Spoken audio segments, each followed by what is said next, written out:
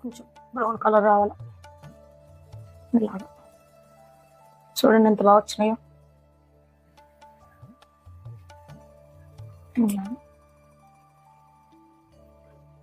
ఇప్పుడు ఇది తీసేసుకోవటమే, ఇంకా ఈ కలర్ రావాలా.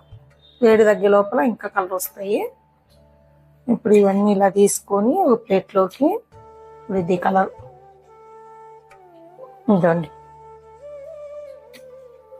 చూడండి పొరలు పొరలు ఎలా కనపడుతున్నాయో. అలాగన్నీ తీసుకొని ఇలాగా ఇప్పుడు స్టఫింగ్ ఇంతే. ఇంకా మనం వేసేసుకుంటే వేడి మీద అంతా పట్టేస్తుంది. అట్లా చాలా టేస్ట్ ఉంటాయి. ఎక్కువ పాకంలో లేకుండా లైట్ షుగర్ తినే వాళ్ళకు సరిపోతుంది. ఇది చూడు వేడి వేడిగా రోస్ట్ పిన్నులు ఎంత బాగున్నాయో. ఇలాగన్నీ మనం పెట్టుకోవాలి.